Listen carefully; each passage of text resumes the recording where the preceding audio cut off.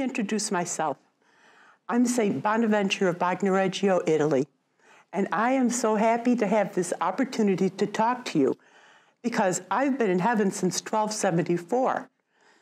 And all the other early writers and I had a discussion. God said one of us could come, so they decided it would be me because I used to be a professor at the University of Paris, so they figured I could lecture and I could teach well. And the other thing is some of the other writers were lectures at the university also. But I was the 6th general minister. So they thought that gave me a little more extra experience. So that's how I got to come here. And why am I dressed like this? Now, I've noticed some different customs since, all these centuries have passed. Nowadays, you just wear this kind of clothing at a graduation, if you graduate. When I was teaching, this is what the professors had to wear. So I feel more comfortable wearing my regular clothes when I'm teaching. Now, another thing I've noticed is that you're used to having a lot of commercials. So I thought, wow, I'm going to give commercials on where you can find all of our early writers, what we wrote. So I thought that'd be a good way to start this event.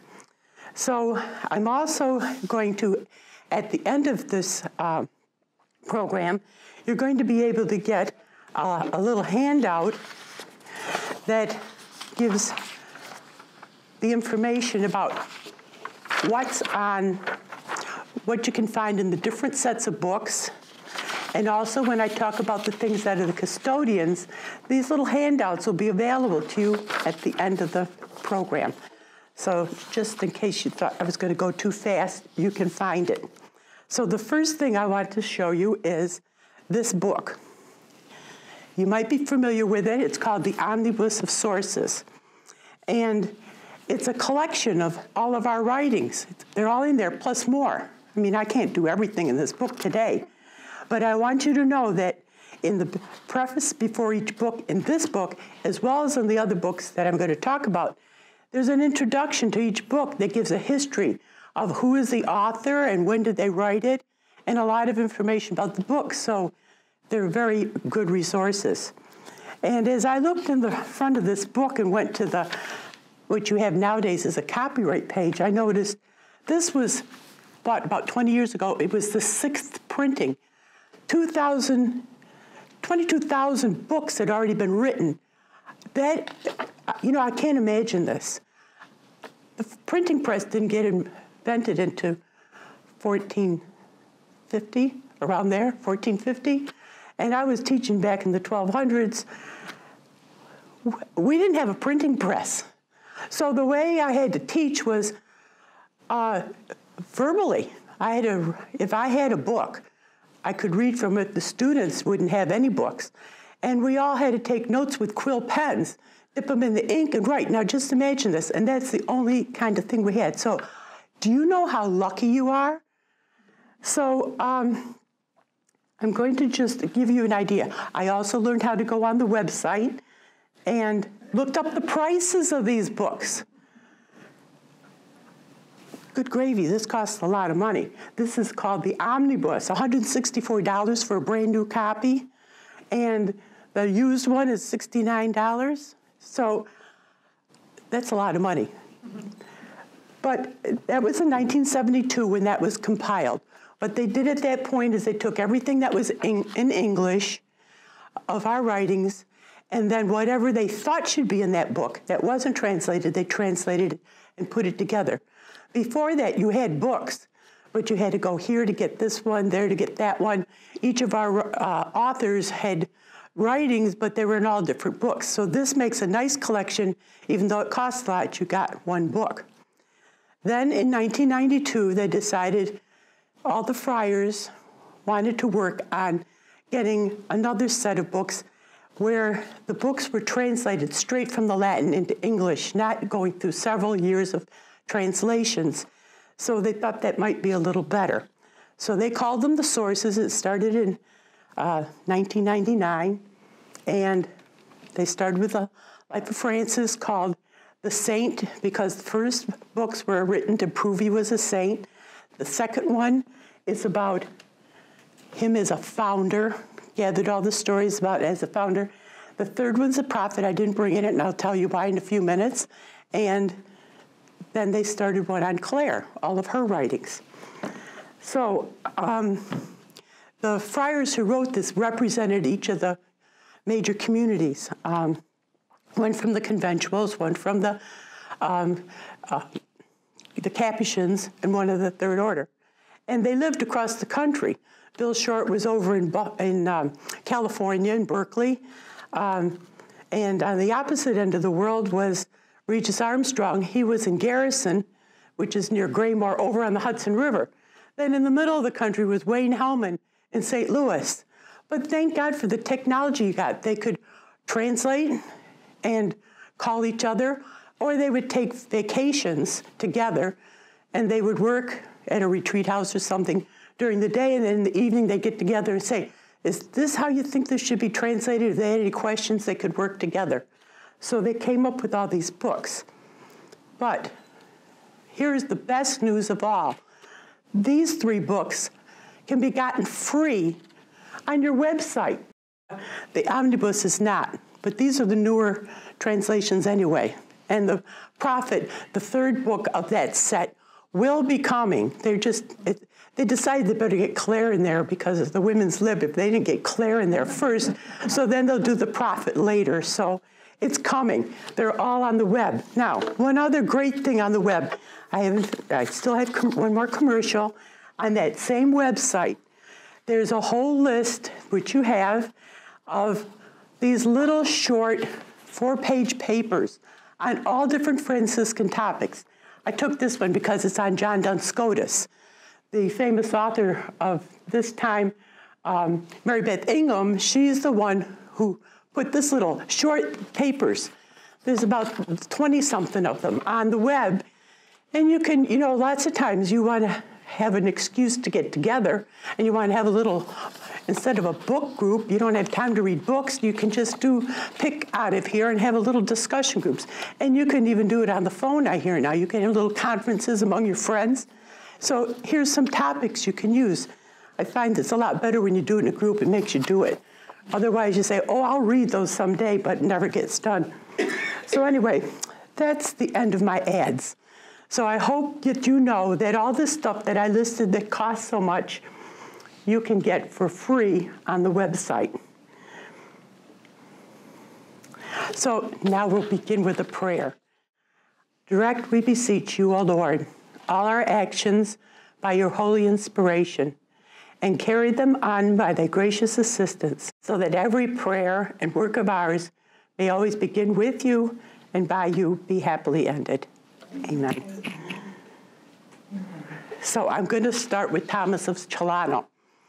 And the reason I'm starting with him is because the Pope asked him to write the first life, the official life of Francis. When Francis died, everybody in the world acclaimed him as a saint, the Pope included. The Pope knew him too. But they have to go through a certain process. And one of the processes in proclaiming a saint is you got to have a written document about their life. And that's got to show not just their miracles, but their life. So Thomas of Celano was a famous writer. He really could make Latin wonderful. The people said he just had a flowing tone when he wrote. So the Pope, when he was thinking, who can I get to do this? Thomas of Celano, who was a friar, he says, good, there's 2 things. He writes well and he's a friar. I'm going to go ask him. So Thomas agreed, and he really went to work. Interviewing, he knew the friars, he knew the early friars who had known Francis, lived with him, so he had it in because he knew who to go to see. And he took the notes, but he also talked to the villagers, the different people who were saying, well, what do you know about Francis? So he got the stories about how bad he was when he was young, as well as the ones when he converted to be more holy. So he got all of these, and he did it in a year. He was a very efficient writer. And that was good because they were really everybody was hounding the Pope. When are you going to proclaim as saint? So it really helped him. Now, here's a list of some of the books that he wrote. That first one, Vita Prima, means first life. That was the first one, the official one written. But, you know, in Francis's time, 90% of the people could not read or write. They didn't go to school. And so when the men entered the friary, they reflected the regular people. So 90% of them couldn't read or write. But Francis was very conscious of that. I skipped all of his writings because I figured you knew them, but you can find them in the book too, Francis's writings. And in his rule, he put in a little paragraph for the lay brothers. That's what he meant, the lay brothers. They were the priests, and they were the lay brothers. And the lay brothers were usually the ones who didn't have educational background, but they could still become friars and do a lot of good work. But he was so conscious of their needs that he said, well, for each of the hours of the day, they could say a certain number of Our Fathers. So the monastic tradition, which helped the people who couldn't read, was to read at meals and to have a little readings in the office. You wonder, why do we have readings in the office? It was so that the native language could be used a couple of times a day. Thomas of Celano wrote the second book. It was for use in the choir. It didn't mean just choir. It also meant in the refectory when they were eating. Shorter stories that were condensed could be done in a short amount of time, and that's what they used them for. They were the same stories out of his main life, but condensed to be used either as a reading at office or during meals. Well, as the friars began to read the book and began to hear the stories at the meals, they said, poor Thomas of Celano, everybody said, well, you forgot this story. You forgot that. When you didn't tell this great story that I didn't know. So they all were badgering him. So he says, oh, all right, okay, I'll write the second life. And then he put in all of these extra, the second life had all the stories that they added into it, plus a couple of the main ones that he had from before he wrote a second life. So he thinks he's all finished. And a couple of years later, and the Pope came to him and said, you know, people really like the miracles. Could you just write a treatise on the miracles? Could you just take out of all those lies? And also, we've got another list. We've got some ones that you didn't get because when we had the meeting to prepare for Francis's canonization, we found more miracles. So could you write me another book? And so it became the Treatise on the Miracles. Now, this book here, The Legend of St. Clare, a lot of people say I wrote it. I didn't, but it's attributed to me. But with today's research, they're finding that it's not me. That's why all the question marks are there, because you'll say, well, why did you forget to put that there? But they're finding it was other authors that really did it. So in case, those are the books, and you'll find them in here on the website. And so you've got them all to read at your leisure time. So the next person I want to introduce is a friar named Alexander of Hales. He was a professor when I was going to school. And he came from near England, and he was a teacher of theology, and he became the regent master. That meant he was the head of the theology department. So he was really well known and respected. And because he was the regent master, he was the first of the Franciscans who had such a position, and some had it after it. And then I was about the third one to get that title later on. But when I first knew him, I was just a kid. Now, why is he important? When they taught theology back then, they took the scriptures, and they had the teacher would read the scripture, and then they would have discussions on it. What do you think this meant? So Alexander was the first one who found this book written, about probably 50 years by the time he picked it up. It had been written 50 years ago. And it was written by Peter Lombard, and it was called The Sentences. Now, that's a funny-sounding word for it. It was called The Sentences of Peter Lombard. Well, before I go into sentences, I've got to say there's a word named glasses. What that means is all these centuries, like writing started about in the 3rd century when they finally, in the 300s, when they finally were able to become known as a church, because before that it was sort of an underground type of a movement. But the popes or the doctors of the church would take their scriptures, and the paper, again, that's another thing. I mean, we got all this paper. Back then, it was made on animal skins. You had to scrape all the hair off them, and they had to be prepared. It was really tough to get writing. So you didn't have these books, but if you had the scriptures, the people would write notes in the margin. What did they think that scripture was about? And it was called a gloss, because it was written in the margins. And Peter Lombard went through many different, the Benedictines were famous for keeping these books. He went through many different archives and read these old manuscripts with the glosses of the doctors, the famous people who would have really good thoughts about the scriptures. And he compiled them into 4 books. And the first book was all the glosses he could find on the Trinity, then all the ones on creation, all the ones about Christ, Christology, and then the ones on the sacraments. So he had 4 books. And Alexander was the first one to pull those books out and read from them to his students and read those sentences that he gathered to them, which added a whole level to the discussion in class, not just discussing what these brand new students were talking about, but to bring in the words of the doctors, the words of the ancient popes. What did they think about these scriptures? So that style of teaching lasted through the whole Middle Ages, what he started. And he was one of the teachers when I was at school, so I thought I had to bring it up. But as he was becoming a teacher, that's when the Franciscans began to be more noted in Paris, and more of them began coming to school. Now look at us, this fancy clothes we're wearing. Now you know what the friars looked like? These old vagabonds with this cord around their waist for a belt, didn't even have a belt.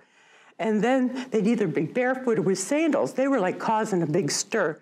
But the Pope had said, if there was somebody who was an order priest, they didn't have to wear these duds. They could wear their habit. Well, that was the Franciscans' habit. But everybody was really talking about them, like, oh my gosh, who are these? Until Alexander became one of them. Do you know what that was like? What a stir. So he really brought them up, way up notches in the respect of everyone. And so he was my teacher. And again, he was the first Franciscan friar to hold this chair. And then he went to the Council of Lyons. And he really began to discuss this question because he saw it coming up in the little notations that he found in those sentences. He started to discuss this issue. Would Jesus have come to earth if Adam and Eve didn't sin? Now that's a Franciscan theology statement where we say God would have come anyway. But he was the one who really found it in the writings and brought it forth. And even today, not too many people even know that today, but we're going to take care of that by having all our things on the website now. So, now, Julian of Speyer is not too well known. He came from Germany. Speyer is up near the Rhine River in Germany. And he had a wonderful, beautiful voice. And the people in town said, Julian, you've got such a great voice. Over in Paris, there's a whole network of things that happen right in the center of Paris. The cathedral's there. the university's there, and the royal court is there. And if you can get into that choir, they let the boys who are in that choir get educated. And you've got a great voice. It'd be worth your while. Go do a tryout and see if you can get into it. Well, of course, he made it. He was accepted. And over the years of singing in the choir, he advanced to become the magister cantus, means he was the head of the choir. But then he had a court. Everybody was Catholic in those days, so the masses at the cathedral were held for all the members of the court. So they had to be really fancy affairs. So Julian got to know all of the great noted orchestras in town, in Paris. He got to know all the famous singers in town because he would invite them to sing and participate in the masses. And they really had some really fancy masses when they put in all this music. The orchestra would play, people would sing. So he knew everybody in town. He had a great job. And then he became a Franciscan. And he also became one of the region ministers, too, up in Germany for a little while. But while he was writing, when he became a friar, you know, again, I'm talking about the 90% of the friars who couldn't read or write. He took the prayers and made them rhyme, and some of them he put music to. Well, they could, you know, when you're trying to memorize something, you're just hearing it read, it's so much easier to memorize it if it's in a song. You know, like even little kids can sing those little rhymes because the rhyme helps you know the words. So what he did is he took this, he made the divine office singing, so the all the friars could join into it. And again, his Life of Francis was written more in a way that they could memorize it much quicker. So they were short and they were really adapted for public reading and really easy for everybody to learn them. And there I am. How do you like that picture? Now, don't I look great there? I was younger then, so wow. So anyway, well, here's my hometown. You know how everybody's proud of their hometown? Here's a picture of my hometown. And you wonder, what's it doing on the top of a mountain? Well, it was over the valley, which you can't see in this picture because of all the clouds, but down in the valley, a river was there which goes down into Rome. Rome is only 55 miles away. So all of the invaders who want to go and steal from Rome were coming down through our valley. But look at this, look at this. Top of the mountain, only one way in, easy to defend. And my father was a doctor, and we lived right on the edge. But I know so our view out our windows was beautiful. But you know, Italy has lots of earthquakes. I see that in the 17th century, my house fell down in the valley, but I couldn't visit while I was here, but it was a beautiful place. So if you ever get there, that's where I lived, 55 miles north of Rome. So as I said, my father was a doctor, and back in 1221, I was still really small, and I got very sick. And my father felt so bad, he didn't know how to do anything. But my mother got it. She said she prayed to St. Francis, and while I was little then, so I don't know whether did she bring me to him or did she just pray to him, but it says that she made a private oath. We don't even know what she said to him, and I got well. So even though I was too young to really remember all of this, that was a great thing that happened. I was cured. So again, my father, he was a doctor. He wanted the best for his son. Age 14, I had to go to Paris because that was the best educational facility they knew of. So I went to study, and then a few years later, I followed those teachers that became Franciscans, and I joined the Franciscan Order. These are some of the books that I wrote. because the council made me write the legends and, well, no, I wrote the legends and sermons, and I wrote the soul's journey about my experience when I went to Alverna of how you can grow in your spiritual life. You know, at that time, there were so many things going on in the order, because at that time, the newer members didn't know Francis at all. And so they were going their own way with different ideas and stuff, and the old ones were arguing about it. They said, we should do it this way Francis did it. So there was a lot of tension in the order, and I just needed to get away. I went up to Alverna, and that's where I found my peace and quiet, and I wrote The Soul's Journey. Then we had a chapter. You know, every 3 years we had a chapter. So when I went to the chapter, again, because I was a teacher, they said, why don't you rewrite the book of Francis's life? Because they're all arguing about it. This one knew this and this one knew that. And they're all saying, everybody's got it mixed up. If we could get one standard book of the life of Francis, that'll settle it. So I did. I wrote a book. But you know how I did it?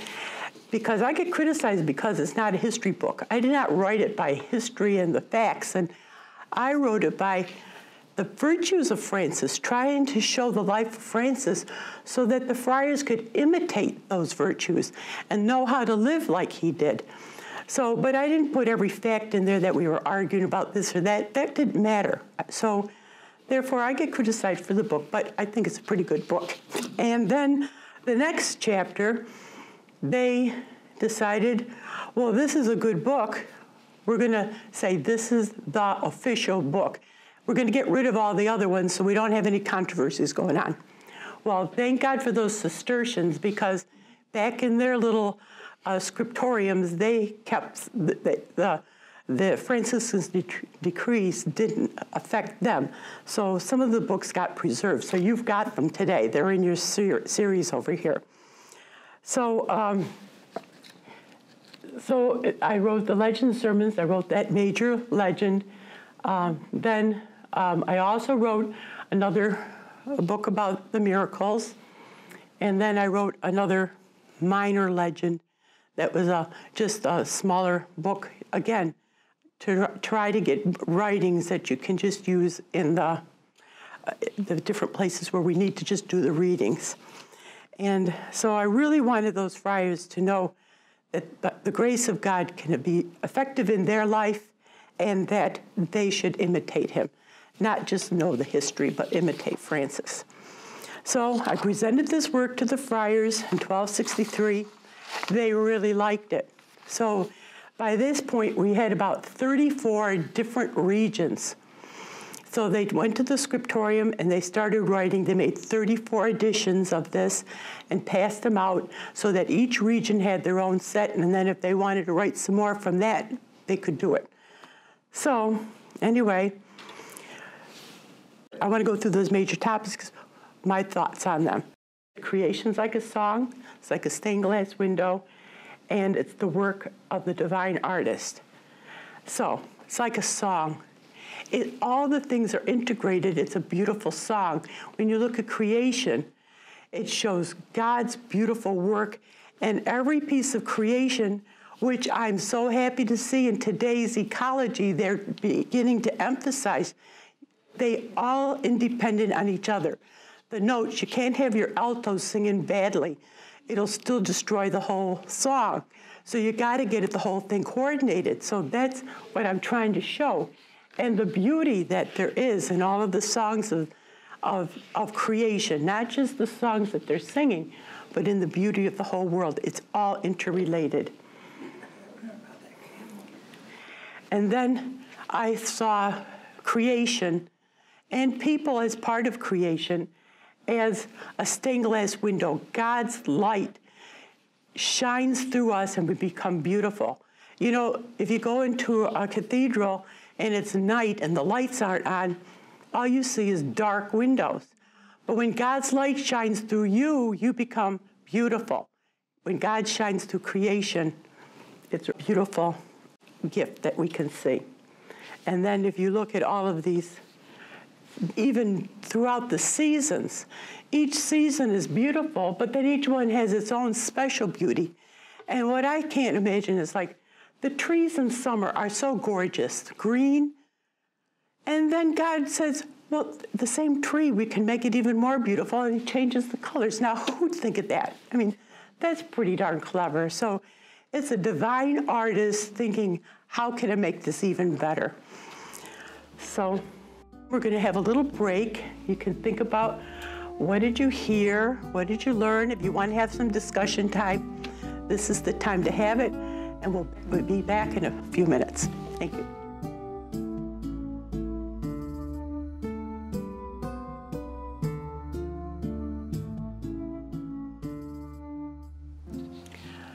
Well, welcome back.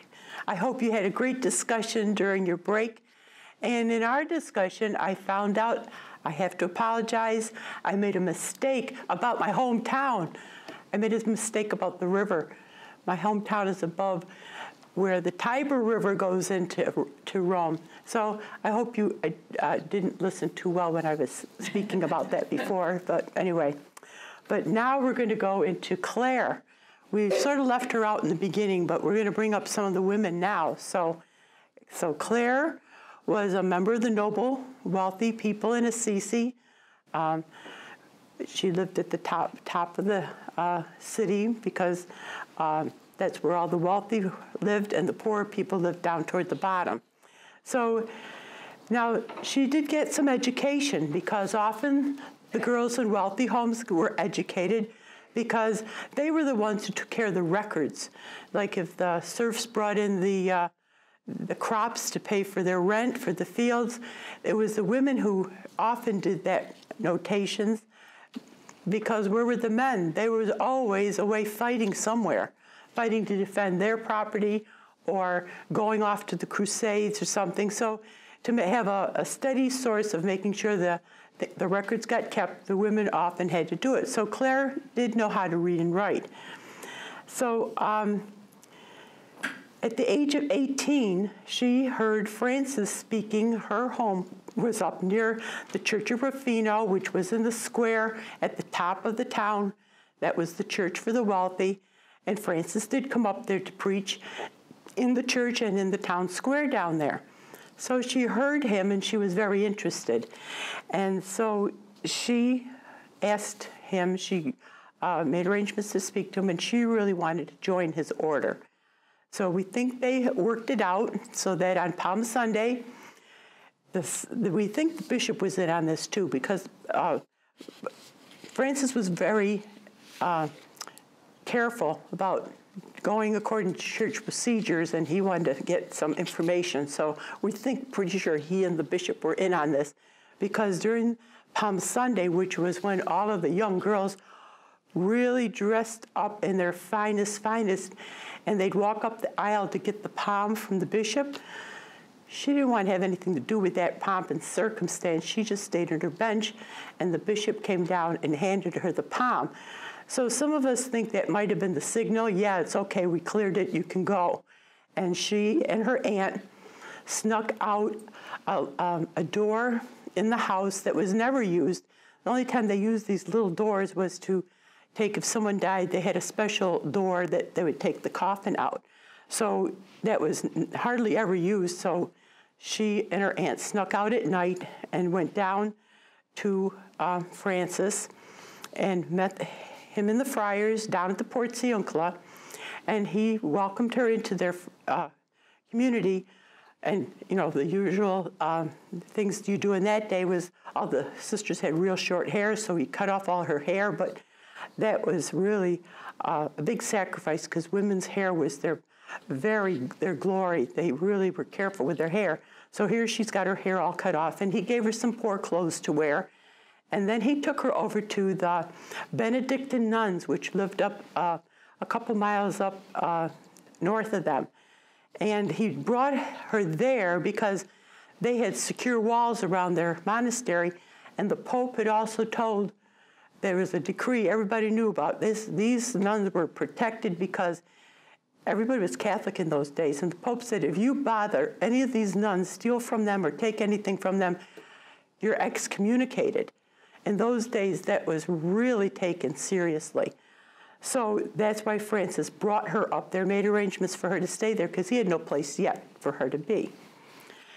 So, of course, her family came after her. All the men in the family came, and they didn't seem to care about any laws saying, but this was their daughter. Women were, the reason we think Claire was so adamant about not owning property is because the women were married to get more property into a family, or to make alliances with strong families who had good armies or good ability to defend things. So the women were married not because they loved anybody, but because it was good for the families. So she was very adamant about not owning any kind of property. So they came down and they were going to drag her home because she was very valuable to them. So she clung to the altar. That was a sign of asking for sanctuary. You held onto the altar cloth. So many times you see those pictures of Claire holding onto the altar cloth. That meant, I'm claiming sanctuary here. Well, that didn't seem to bother them. They were still storming down the chapel to get her until she took off her veil. And they said, oh gosh, who's ever going to marry her now with it looking like that? So they left. They gave up and left. So she lived here in the monastery, but the way that they ran the monastery was the rich women who would bring a dowry in were the ones who also could read, so they went to the choir and they had special privileges, and not as Francis did, taking good care that the friars all worked and lived together and that the friars had a way that they could join in the prayers. He always was solicitous about that. That didn't happen in the Benedictine, and it bothered Claire a lot. So when Francis came to check up on her, she says, oh, this is really, I don't like how they treat the servant. The poor girls who enter and don't have a dowry, they're just servants for the others, and this is really uncomfortable here. So he says, okay, I'll take care of it. And he found a group of penitent women who lived around the bottom of the mountain a little bit farther away. He says, you know, you can live with this group of women. Now that your father's not after you anymore, we'll put you over there. Well, her sister Katrina, who later became Sister Agnes of Assisi, because there's a lot of Agneses. It was a popular name in those days. So Katrina slipped out and was going to come join her. And again, the family came after her, and they tried to drag her home. And she became so heavy, they couldn't even budge her. So they finally just beat her up and left her there.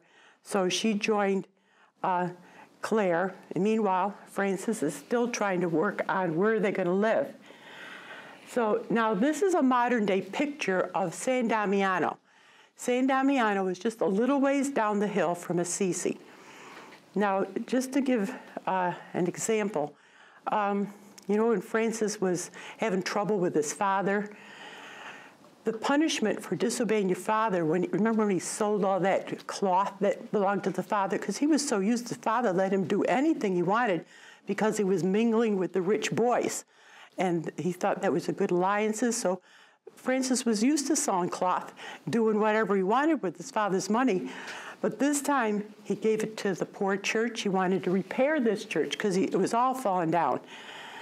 And the punishment, when they tried to drag him into court, would have been, if children don't obey their parents and respect them, they have to go live outside the city. That's as bad as if a murderer, you got banished outside the city because it was totally unsafe.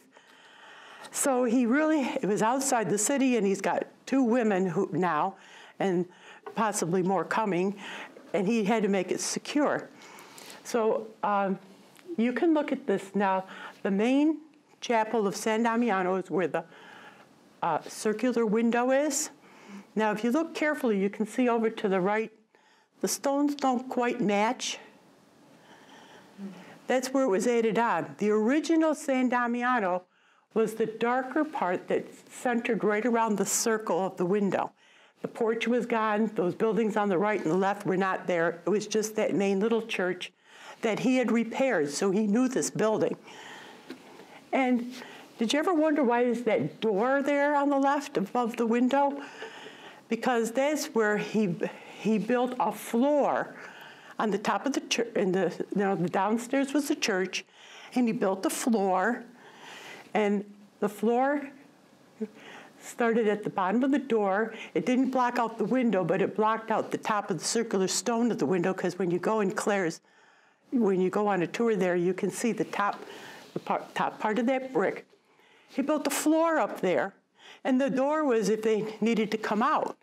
But they would lower down a rope ladder and get out, but they were safe up there because there was no other stairway or another access. So they lived there until they built out around in the back, at the back of the church, and around they made a little courtyard. They added over the years. Now this didn't happen for a while. Over the years, they built a courtyard back in behind this building on the left. There's a whole cloister and the walls of other rooms that they added onto the San Damiano for the sisters within the back there. And as you can see, they added onto the church going over to the right as well. Now, in the front was their bedrooms, which is sort of like, I don't know how they got the idea. It's sort of like you hear about in Japan, they just roll up their blankets. No, they just slept on mats on the floor. So that was their main room, was in the front, and they had a little chapel in the back. Now they say that Claire really she was the one who could really interpret Francis very well. So one of the things that she had in her chapel is, in the archway over a chapel, there's they always have the symbol for Matthew, Mark, Luke, and John. And then at the head, often you see a picture of the Last Judgment. How many? Now think of the pictures you've seen, either in a church or in your mind. What are some pictures of the Last Judgment? On the seat is a Christ, always. He's sitting on the judgment seat, and he looks like a royal king. He's always sitting there like a judge, and then all the good people are around him, and then all the bad ones are down the bottom with the devils down there. They're going to hell.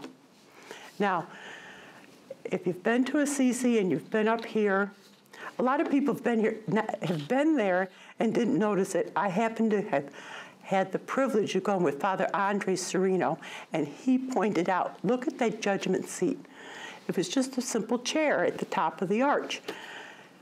On the chair was a baby, a little baby, wrapped up in a white blanket, just laying there. Now, think of your family.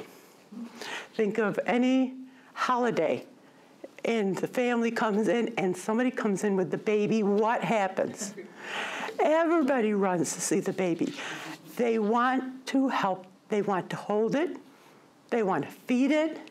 Even the little kids want to hold the baby, and you have to set it up on the couch. You sit there real quiet, and you hold the baby. Even the little kids want to hold the baby. The attitude that Francis had toward God was that of a loving God who wanted to be served, and he's humble and helpless without us doing stuff for him. We are the ones who have to do his work, have to do stuff for him, and he doesn't want to do it because if you don't help me, you're going to hell. That is not the attitude. Just think of the family and how people are with the baby. It's out of a loving service. That's the relationship. And Claire displayed it right there. Every day they could see it. So that's the original San Damiano there in the middle without all of these other buildings. But now on the left is where the friars lived, because when Claire died, it was way too dangerous. I mean, she had some kind of a real relationship that, remember, even when the invaders came through, she went to the window with the Blessed Sacrament, and they got scared and left her. So Claire could do that, but they didn't think any of the other sisters would have that chutzpah to be able to protect them. And so everybody in the city of Assisi asked the poor Claires, please come up and live in the city. So this was still here. So the friars moved into this building on the left, and the building on the right has a big auditorium in it so that the tourists and all can have an assembly place, and then they break up in small groups to go through the St. Clair's. So very clever how they work these things out. So what are Claire's writings? So she was the first woman to ever write a rule, but they hardly let her use it because in her rule it says we're not going to have property. And the men could not understand that. There's no way you can not have property for your security. And you need to have something to raise your crops on. You need to have something to get rent. You need property. And she says, no, we don't. We're going to depend on relationships. When the people come to ask us to pray, they'll bring us some extra food.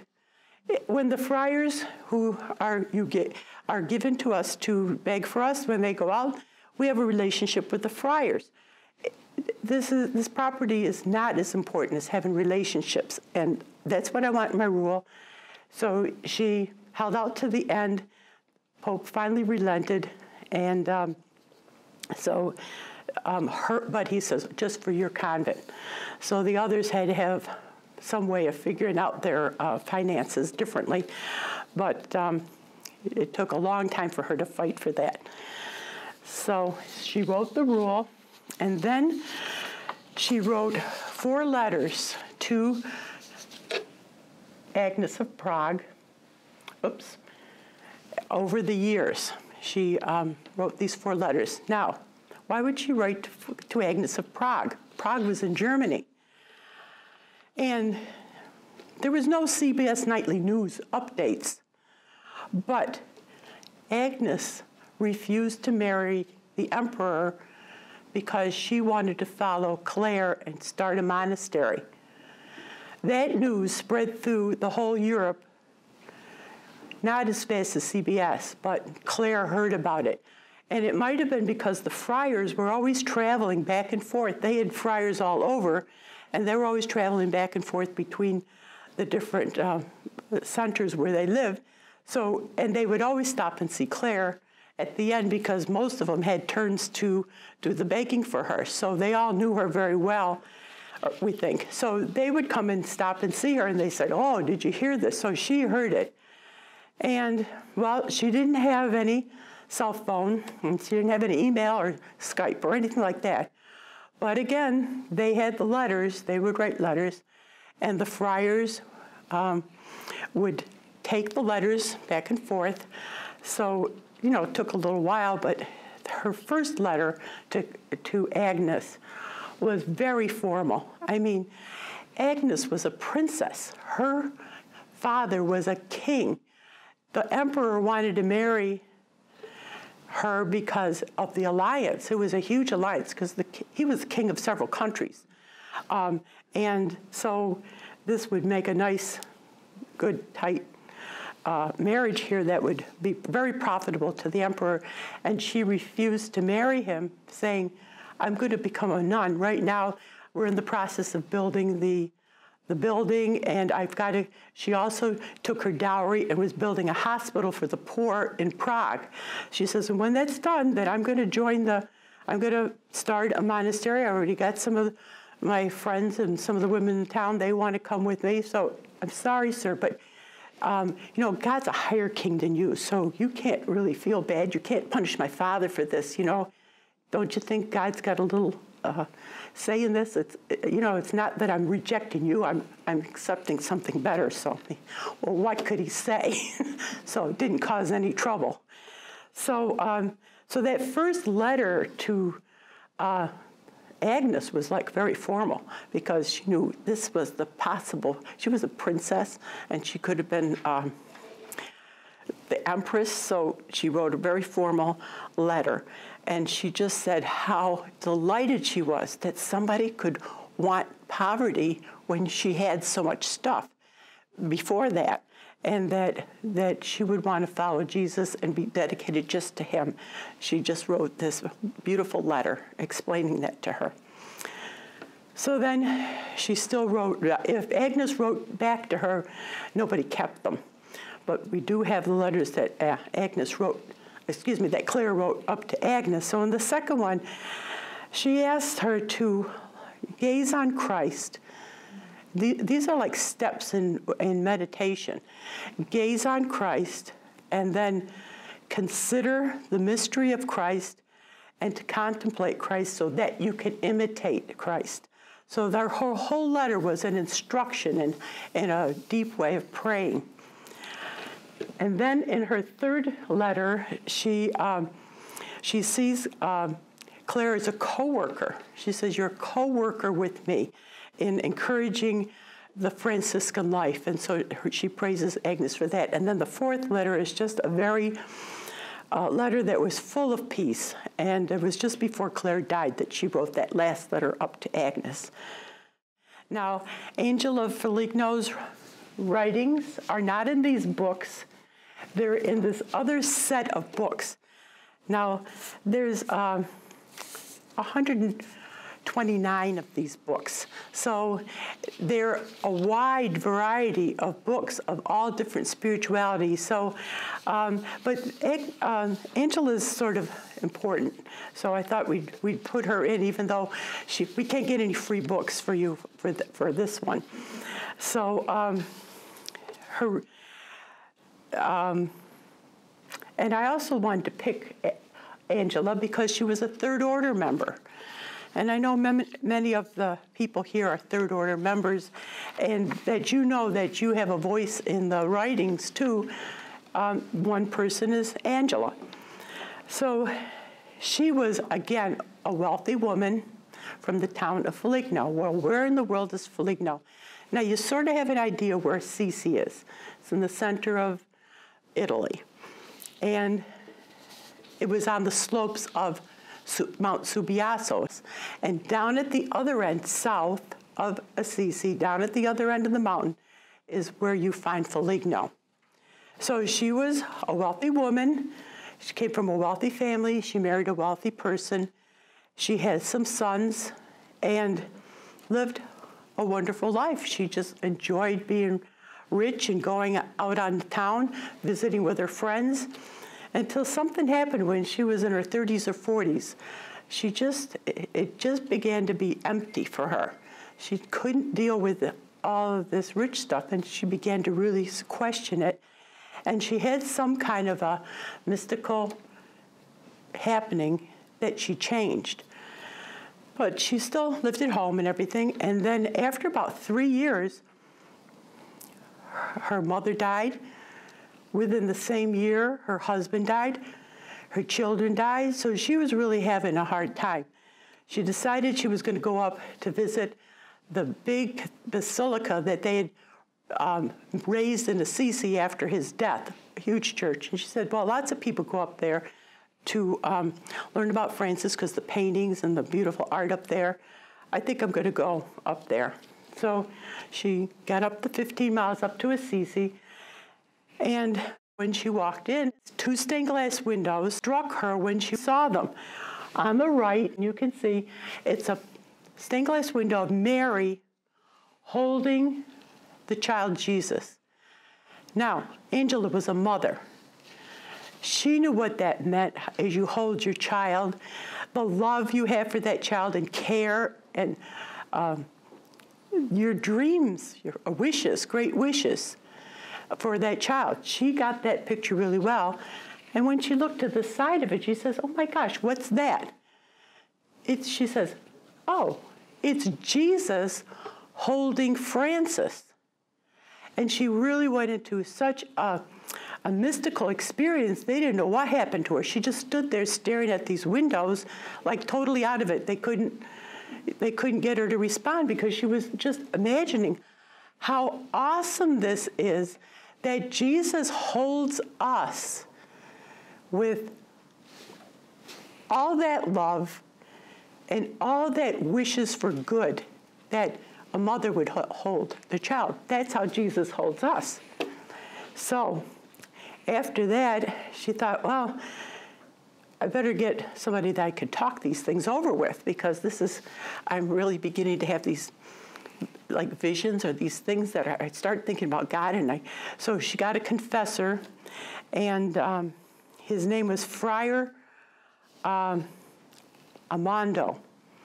And when he listened to her, he says, ooh, this is like deep stuff. So he recognized that he better start writing this stuff down. So every time he talked to her, he wrote it down. So we have that book. Now, that book she didn't write. He called it the Memoriale.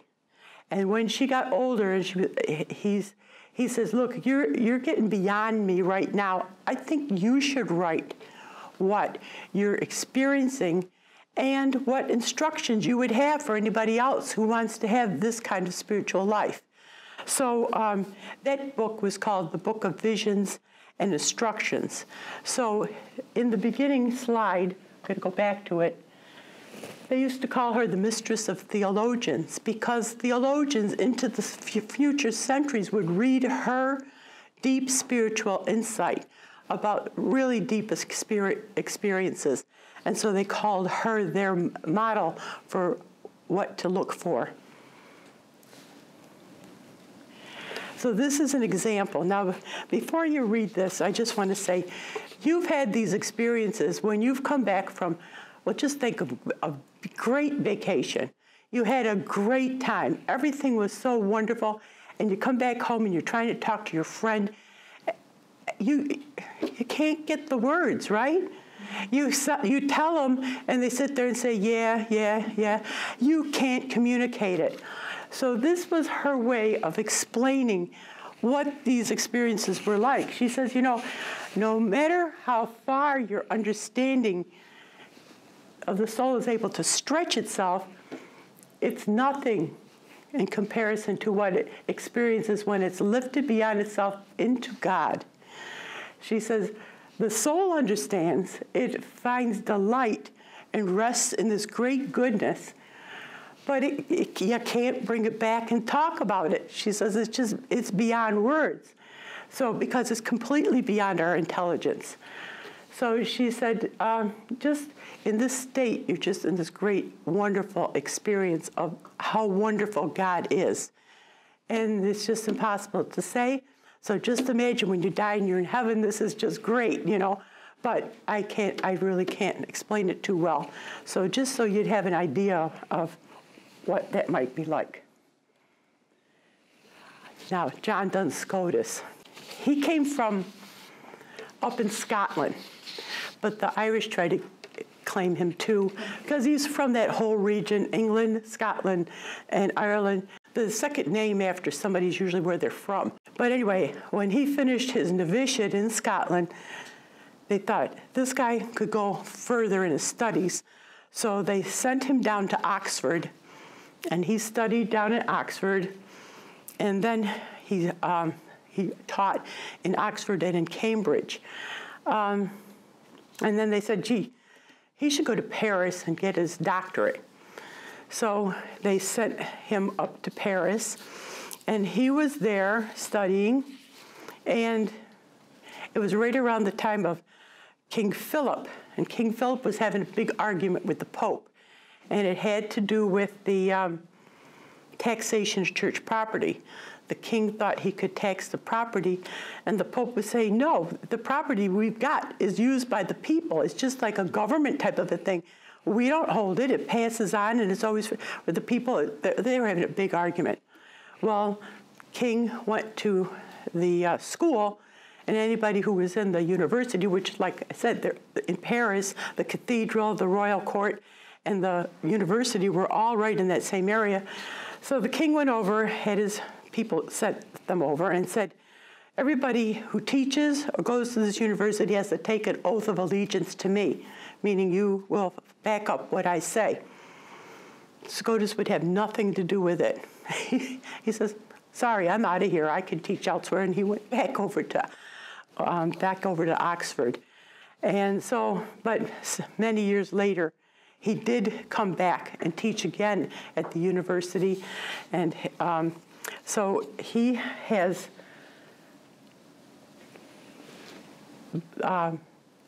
several books and many great things that he tried to explain. And one was the relationship of the Trinity to creation. Now, this is just a picture that tries to explain it. And the Trinity is the three people in God. He says, the three persons love each other and work so cooperatively and have such a great relationship together that they act as one. And when you have goodness, it just overflows to other people. People who are good try to do things for others. It never just stays within themselves. This great goodness of God just wanted to overflow. So they got the idea of creation. But when they started the idea of creation, they said, we'll have one of us be there so the people get it, that we can be with them, and we'll show them how to not stick to power, we don't need power, we don't need things, a relationship is the most important thing. So according to Scotus, the Trinity decided to create the world. Now remember, there's no time in heaven. We think a couple billion years to create the earth is like, well, because we have such a short lifetime. To us, that's incomprehensible, but to them, that was like blink and a billion years goes by. It didn't matter. So they took their slow time. But the manger being in the middle of the whole creation was the intended outcome for the world being created. And that it would really show being poor, being needy, and then when they went, again, we say when they went down to Egypt, people took them in. It was just showing how it's got to do with relationship with people helping other people. That's what we're going to try to teach these people, and we're going to live it from Christ on.